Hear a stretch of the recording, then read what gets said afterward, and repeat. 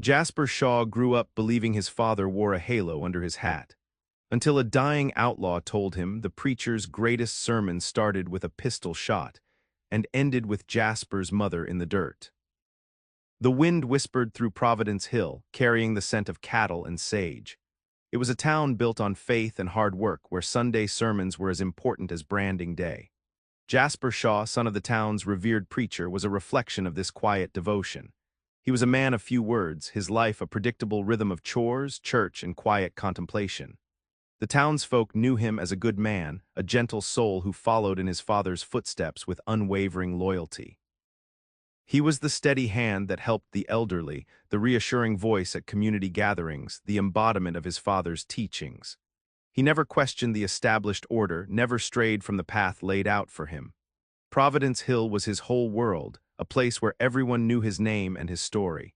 He was comfortable in his role, content with the simple life he had always known. Little did he know that a storm was brewing on the horizon, a storm that would shatter his perception of everything he held dear. The arrival of a dying outlaw would soon unravel the fabric of his peaceful existence. Providence Hill wasn't just a place, it was a tapestry woven with shared histories and whispered secrets. The townsfolk, descendants of the first settlers, had carved a life out of the unforgiving landscape. Cattle ranching was the lifeblood, the source of their livelihood, and their faith was the anchor that kept them grounded. Everyone knew everyone's business. Births, deaths, marriages, and even minor squabbles were community affairs.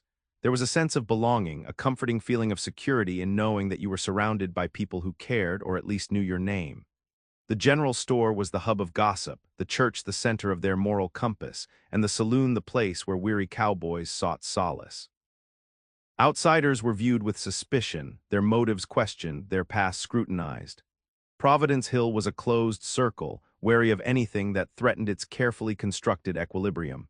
This tight-knit community would soon be tested, its foundations shaken by the arrival of a stranger and the secrets he carried. Jasper, so intrinsically woven into this fabric, would find himself questioning the very essence of Providence Hill. Jasper's life was a carefully orchestrated symphony, conducted by the baton of his father's expectations. He moved through the world with a gentle demeanor, his actions guided by unwavering faith and a deep-seated respect for tradition. He was the epitome of piety, a living testament to his father's teachings. But beneath the surface of this devout exterior lay a quiet longing, a subtle yearning for something more. He often found himself staring at the horizon, wondering what lay beyond the familiar hills of Providence. Yet he always suppressed these fleeting desires, dutifully returning to his responsibilities. He was content, or so he told himself. His father, Reverend Elijah Shaw, was a towering figure in the community, a man of unwavering conviction and profound influence. Jasper admired his father, striving to emulate his virtues. However, this admiration also cast a long shadow, often eclipsing Jasper's own identity. He was defined by his father's legacy, his own aspirations taking a backseat to the expectations placed upon him. He was the preacher's son, and that was enough, or so it seemed. The tranquility of Providence Hill was shattered one sweltering afternoon. A lone figure, slumped over a weary horse, limped into town. He was a stark contrast to the clean-cut townsfolk, his clothes tattered, his face etched with pain, and his eyes filled with a desperate plea. The man, an outlaw by the looks of him, was bleeding profusely from a gunshot wound. He clung to life by a thread, his ragged breaths rattling in his chest. He was an unwelcome intrusion, a disruption of the town's carefully curated image of peace and order. He was helped off his horse and brought to the doctor's office, but it was clear his time was limited. A small crowd gathered, their faces a mixture of curiosity and apprehension. This stranger on the verge of death carried a secret that would unravel the very fabric of their community. Jasper, drawn by the commotion, watched as the outlaw struggled to speak, his words barely audible above the murmuring crowd. This was the moment everything changed. The outlaw's words cut through the murmuring crowd like a shard of ice. He rasped, his voice weak but laced with a chilling certainty, "Jasper, your mother." Wasn't an accident. He coughed, a bloody froth staining his lips. Murdered, and not by strangers. A collective gasp rippled through the onlookers. Jasper felt a cold dread grip his heart. His mother's death had always been a tragic but accepted part of his life. A runaway wagon, a sudden fall, that was the story he had always known. The outlaw's accusation hung heavy in the air, a poisonous seed planted in the fertile ground of Providence Hill's collective consciousness. Doubt began to blossom, its tendrils wrapping around Jasper's faith and his trust in his community. Who would want to hurt his mother? And why would they lie about it for so long? The questions swirled in his mind, a tempest of disbelief and burgeoning suspicion. The outlaw's final breath escaped him, leaving Jasper with a devastating mystery. The outlaw's accusation was a wrecking ball to Jasper's carefully constructed world. The foundation of his faith, his trust in his community, and his unwavering belief in his father began to crumble. He was adrift in a sea of uncertainty, the familiar landmarks of his life obscured by a thick fog of doubt. Sleep offered no escape. Nightmares plagued him, filled with distorted images of his mother's death and shadowy figures lurking in the darkness. The peaceful rhythm of his days was replaced by a relentless anxiety, a gnawing unease that followed him everywhere. He tried to dismiss the outlaw's words as the ramblings of a dying man, but the seed of doubt had been planted, and it was taking root. The more he tried to ignore it, the more persistent it became. He looked at his father, at the townspeople, with new eyes, searching for any sign of deception or guilt. The world he thought he knew had been irrevocably altered, replaced by a landscape of suspicion and fear. His peaceful life was gone, replaced by a burning need to uncover the truth. Driven by the gnawing need for answers, Jasper began his investigation. He knew he had to tread carefully, his every move scrutinized by the ever-watchful eyes of Providence Hill. He started subtly, asking seemingly innocent questions about his mother's death, probing for inconsistencies in the well-worn story. He spoke to elderly neighbors, long-time residents who remembered the day of the accident. He visited the site where the wagon had overturned, meticulously examining the terrain. Small discrepancies began to emerge, subtle cracks in the facade of the accepted narrative. A witness who remembered the weather differently. A detail about the wagon's condition that didn't quite align. These inconsistencies, though minor, fueled his suspicion. He felt like he was piecing together a puzzle, but the picture that was forming was far more disturbing than he could have imagined. The more he investigated, the clearer it became that something was amiss, that the truth about his mother's death had been carefully concealed. He was pulling at a loose thread, and he had no idea what darkness it would unravel. As Jasper delved deeper, his investigation led him to an unexpected and unsettling place, his father's past. He stumbled upon old letters tucked away in a dusty trunk, hinting at his father's involvement in the Indian Wars. These weren't the heroic tales he had heard whispered in church. These were accounts of brutality, of moral compromises made in the name of survival. He discovered records of land disputes, of broken treaties, and of simmering resentment between the settlers and the native tribes. He learned that his father, before becoming a preacher, had been a soldier, hardened by war and haunted by the things he had seen and done. Then came the chilling connection. A name mentioned in one of the letters, a name linked to a specific incident during the war, an incident that coincided with the timeline of his mother's death. A possible motive began to take shape, a reason why someone might have wanted her silenced. The realization hit Jasper like a physical blow. The clues were pointing to his own father. The weight of his discovery threatened to crush Jasper. The idea that his own father, the man he revered, the moral compass of Providence Hill, could be responsible for his mother's death was almost unbearable. He wrestled with his conscience, torn between his unwavering faith and the mounting evidence. He questioned his own sanity, wondering if he was misinterpreting the clues, if his grief was clouding his judgment. He prayed for guidance, seeking solace in the scriptures, but the words offered little comfort. His loyalty to his father, ingrained since childhood, clashed violently with his duty to his mother's memory. How could he betray the man who had raised him, the man who had taught him everything he knew? But how could he ignore the possibility that his mother had been wronged, that her death had been deliberately concealed? The internal conflict raged within him, a battle between love and duty, faith and truth. He felt like he was being torn apart, his soul stretched to its breaking point. Despite the turmoil raging within him, Jasper knew he couldn't stay in Providence Hill. The evidence, however circumstantial, was too compelling to ignore. He couldn't live with the uncertainty, with the possibility that his mother's death had been a carefully orchestrated lie. He had to know the truth, no matter the cost. The decision to leave was agonizing, a betrayal of everything he had ever known. He would be abandoning his father, his community, and the comfortable life he had always taken for granted. But he also knew that staying would be a betrayal of his mother's memory and his own sense of justice. He resolved to follow the clues, to seek out those who knew his father during the Indian Wars, to uncover the secrets buried beneath the veneer of respectability. He would leave Providence Hill not as the preacher's quiet son, but as a man driven by a singular purpose, to find the truth, even if it destroyed everything he held dear. He knew it would be a long and dangerous journey, but he was ready to face whatever lay ahead. Before leaving, Jasper prepared himself for the journey ahead. He packed a few meager belongings, some dried meat, a bedroll, and a worn map. But two items held particular significance: his mother's Bible and a dusty revolver he found hidden away in his father's study. The Bible represented his unwavering faith, the foundation of his upbringing, and the moral compass that had always guided his actions. It was a symbol of hope, a reminder of the good that still existed in the world. The revolver, on the other hand, represented the darkness he was about to confront, the potential for violence and the grim reality of the world beyond Providence Hill. It was a tool for survival, a means of protecting himself in a world where faith alone might not be enough.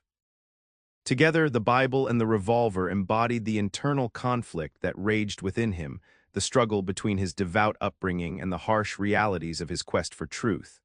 He clutched them both, a preacher's son venturing into the wilderness, armed with faith and a loaded gun.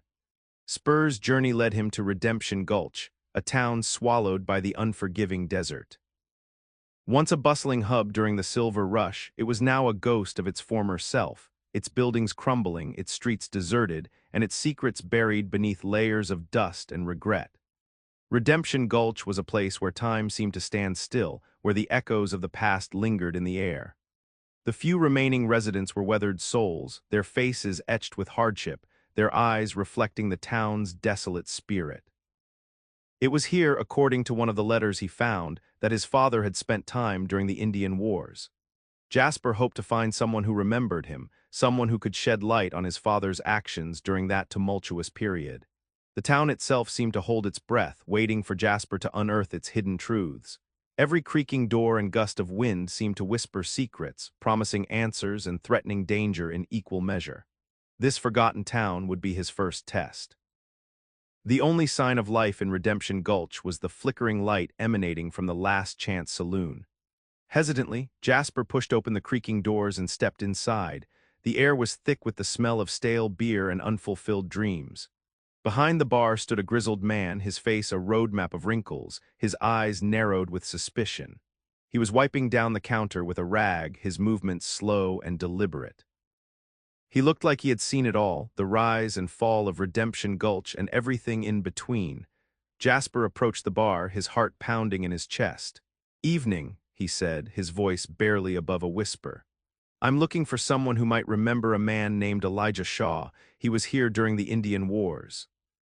The saloon keeper's eyes narrowed further, studying Jasper intently. "Shaw, you say? That's a name I ain't heard in a long time." A flicker of recognition crossed his face. "Yeah, I remember him, Preacher Shaw, or at least that's what he became later. Back then he was just a soldier." This was the lead Jasper had been hoping for. The saloon keeper, whose name was Silas, poured Jasper a glass of whiskey, the amber liquid reflecting the dim light. "Your pa." "He was a different man back then," Silas began, his voice raspy from years of whiskey and smoke. "The war changed him, changed all of us, I reckon." He spoke of Elijah's ruthlessness, his willingness to do whatever it took to survive. He hinted at actions that were far from honorable, decisions made in the heat of battle that haunted him long after the fighting stopped. "He was a good soldier, I'll give him that," Silas admitted, but he had a darkness in him, a fire that burned hot and wild. He saw things, did things that a man shouldn't have to. It made him unpredictable. He paused, taking a long swig of his whiskey. "He was a man of God later on, I hear. Funny how things change, ain't it? But some things never truly go away." Silas's words painted a portrait of a man far removed from the revered preacher Jasper knew, a man capable of violence and questionable deeds. After Silas finished his story, Jasper, unable to shake the feeling that there was more to be discovered in Redemption Gulch, decided to stay the night.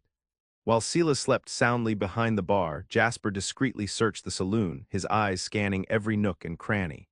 Behind a loose panel in the wall, he found a small, wooden box. Inside, nestled among faded photographs and tarnished trinkets, was a letter. The handwriting was unmistakably his father's.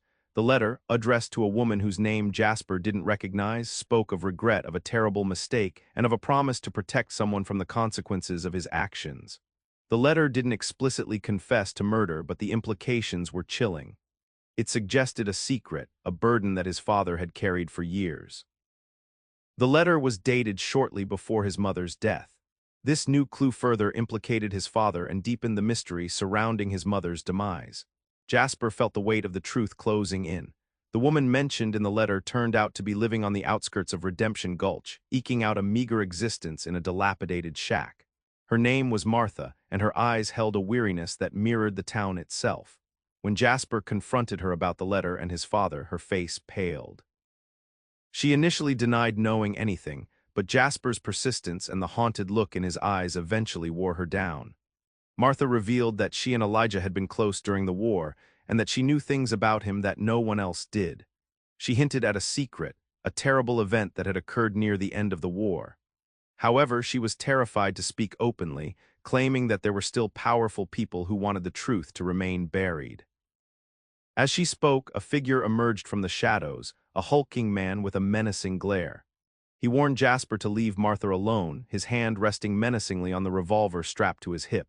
A tense standoff ensued, the air thick with unspoken threats. Spur, despite his peaceful upbringing, stood his ground.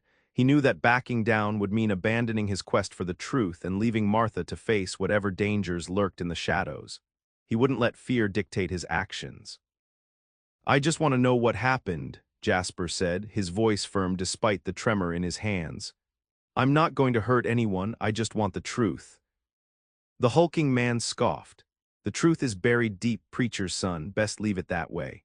He lunged at Jasper, throwing a wild punch. Jasper, surprised but determined, dodged the blow and retaliated, his fists connecting with the man's jaw. A brutal fight ensued, a clash between a preacher's son and a hardened thug. Jasper, fueled by adrenaline and a burning desire for answers, fought with a ferocity he never knew he possessed. He was no longer the quiet, unassuming man of Providence Hill. He was a man fighting for his mother's memory, for the truth that had been denied to him for so long. He was fighting for his life. He won the fight, but the man escaped into the darkness. A sudden flashback flooded Jasper's mind, a vivid scene pieced together from Silas's stories and the contents of the hidden letter. It was a chaotic battle during the Indian Wars. Elijah, younger and hardened by war, stood over a fallen Native American warrior. The warrior, though defeated, refused to yield, spitting defiance at Elijah. Enraged, Elijah raised his rifle, his face contorted with fury. Martha, witnessing the scene, pleaded with him to stop, to show mercy. But Elijah, consumed by the brutality of war, ignored her pleas. The scene shifted. Elijah, racked with guilt, confessed to Martha that he had done something terrible, something he could never forgive himself for. He spoke of a secret, a promise he had made to protect someone from the consequences of his actions. The flashback ended, leaving Jasper reeling. It was a glimpse into the darkness that had consumed his father, the darkness that might have led to his mother's death. It showed that there was another side to his father that he had never imagined. This darkness was now coming to light.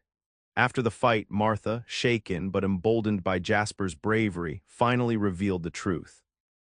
The Native American warrior Elijah had killed was a tribal chief. Before his death, the chief entrusted Elijah with a sacred map, a map that revealed the location of a hidden gold mine on tribal lands. Elijah, initially intending to return the map, was tempted by the prospect of wealth and power. He confided in Jasper's mother, hoping she would support his ambition. But she, a woman of unwavering integrity, vehemently opposed his plan, threatening to expose him if he didn't return the map to the tribe. That was the motive. His mother's moral conviction, her refusal to condone his greed, had made her a threat. Someone, likely acting on Elijah's orders, had silenced her to protect the secret of the gold mine. The truth was a bitter pill to swallow, but Jasper finally understood why his mother had been targeted. The motive was greed. She threatened to expose his secret. Armed with the devastating truth, Jasper turned his horse toward Providence Hill.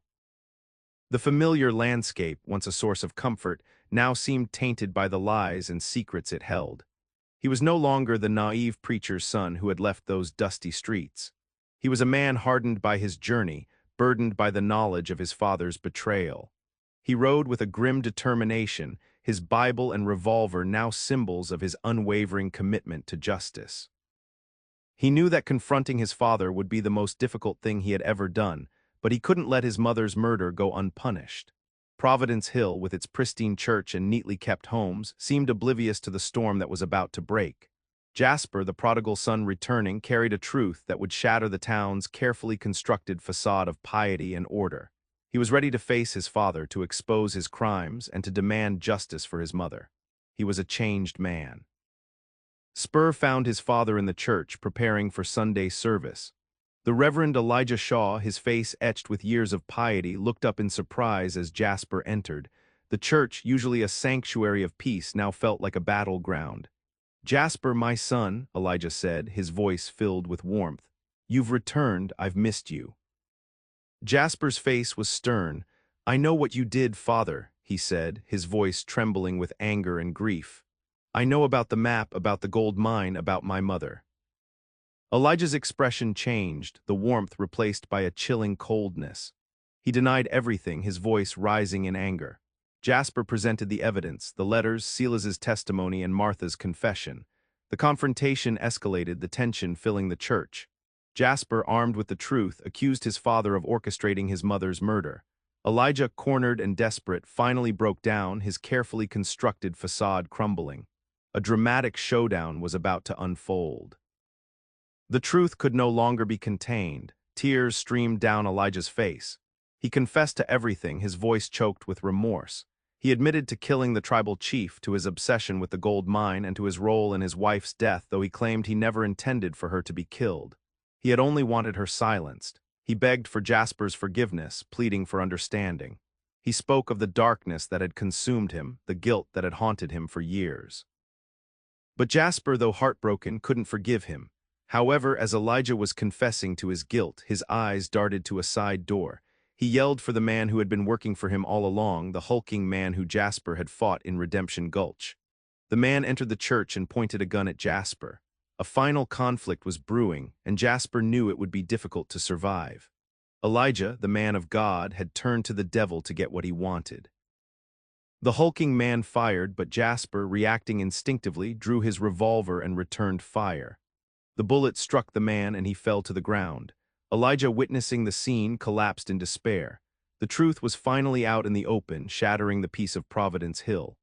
The townspeople, drawn by the sound of gunfire, gathered outside the church, their faces a mixture of shock and disbelief. Jasper had to make a decision. He could turn his father over to the authorities, condemning him to prison or even death. Or he could try to find a way to forgive him, to offer him a chance at redemption. But could he ever truly forgive a man who had betrayed his faith, his community, and his own family? And what about his mother's memory? The weight of the decision pressed down on him, a heavy burden he wasn't sure he could bear. The truth had been revealed, and now Jasper had to decide what to do with it. His father's fate and his own future hung in the balance. Spur made his decision. He couldn't condone his father's actions, but he also couldn't bring himself to condemn him to a life behind bars. Instead, he decided to leave Providence Hill, taking his father with him. They would return the map to the tribe, righting the wrong that had set this tragic chain of events in motion. It wouldn't bring his mother back, but it would be a step towards atonement. Jasper knew he could never return to his old life. The events of the past few weeks had changed him irrevocably. He was no longer the preacher's quiet son. He was a man who had faced darkness and emerged stronger, more determined than ever to live a life of purpose and integrity. His new path was one of justice and remembrance, honoring his mother's memory by fighting for what was right, no matter the cost. He was starting a new life. He would never be the same. Spur, his father by his side, rode away from Providence Hill as the sun dipped below the horizon, painting the sky in hues of orange and gold. The town, once his entire world, receded into the distance, a symbol of the life he had left behind.